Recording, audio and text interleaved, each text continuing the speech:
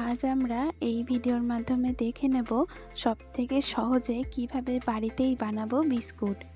একদম দোকানের মতন বিস্কুট আমরা বাড়িতেই বানিয়ে নিতে পারি সামান্য কিছু উপকরণের সাহায্যে। দোকান থেকে কিনে তো অনেক রকমের বিস্কুটই আমরা খাই, যদি একরকম বিস্কুট বাড়িতেই বানিয়ে নেওয়া যায় বেশ ভালোই হয়, তাই না? চলুন তবে দেখে নিই বিস্কুট বানানোর প্রয়োজনীয় উপকরণগুলো। প্রথমে আমি এখানে নিয়েছি 2 কাপ আটা আর হাফ কাপ পরিমাণ সুজি, আর নিয়েছি সামান্য পরিমাণ এলাচের গুঁড়ো, আর দিয়েছি স্বাদ মতো লবণ। ময়ামের জন্য এখানে দিয়েছি 4 চামচ পরিমাণ ঘি। আপনারা চাইলে ঘিয়ের পরিবর্তে সাদা তেলও ব্যবহার করতে পারেন।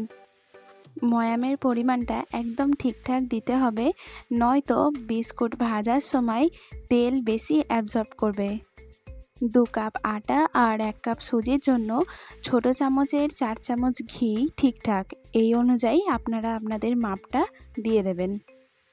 এরপর সব কিছুকে খুব ভালোভাবে একসাথে মিশিয়ে নিচ্ছি। একটা আলাদা পাত্রে নিয়েছি হাফ কাপ পরিমাণ চিনি আর হাফ কাপ পরিমাণ দুধ। এখানে খেয়াল রাখতে হবে চিনিটা যেন দুধের সাথে গুলে না যায়। এবার এই দুধ আর চিনির মিশ্রণ দিয়ে আস্তে আস্তে আটাটা খুব ভালোভাবে মেখে নেব। অল্প অল্প করে দুধ দিয়ে আটাটা খুব ভালোভাবে মেখে নেব। পুরো আটাটা মাখতে এখানে পুরো দুধের মিশ্রণটাই লেগে গেছে, বাড়তি কোনো দুধ অ্যাড করতে হয়নি।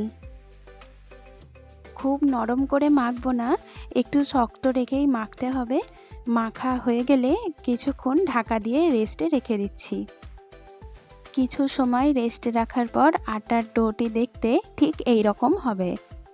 বিস্কুটে আর একটু অন্যরকম স্বাদ আনার জন্য আমি এখানে সামান্য কটা জিরে দিয়েছিলাম, আপনারা এটা নাও দিতে পারেন। আবারও আটার ডোটি ভালোভাবে মেখে নিচ্ছি। ডোটি দেখে হয়তো বুঝতেই পারছেন রুটি করার মতো অতটা নরম হয়নি। এবার ডোটিকে দুভাগে ভাগ করে নিয়ে এই রকম রুটির মতো করে বেলে নিচ্ছি। বেশি পাতলা করব না, সামান্য একটু চাপ দিয়ে বেলে নিতে হবে। বেলা হয়ে গেলে এবার একটা ছোট গ্লাস দিয়ে গোল গোল শেপ করে কেটে নিচ্ছি। গ্লাস বা বাটি যে কোনো কিছুর সাহায্যেই এমনি বিস্কুটের মতো শেপ করে নিতে পারেন। এইভাবে ছোট ছোট গোল গোল বিস্কুট তৈরি করা যাবে। এছাড়াও আরও দুটো পদ্ধতি দেখিয়ে দিচ্ছি। আটার ডোয়ের দুভাগের এক ভাগ এমনি গোল বিস্কুট দেখালাম, এবার আর একটি ভাগকে একটু অন্যরকম বিস্কুট বানাবো। এর জন্য আটার ডোটিকে আয়তাকার একটা শেপ দিয়ে এক ধার থেকে ছোট ছোট করে কেটে নেব, ঠিক এই রকম ভাবে। এছাড়াও চৌকো, ত্রিভুজ যে কোনো রকম শেপ নিজের ইচ্ছা মতো দিতে পারেন। আমি এখানে গোল, চৌকো আর লম্বা 3 রকমের শেপ দিয়েছি।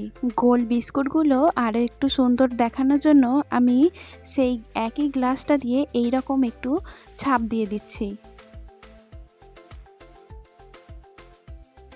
এবার বিস্কুটগুলো ভাজার জন্য কড়াইতে তেল গরম করে নিচ্ছি।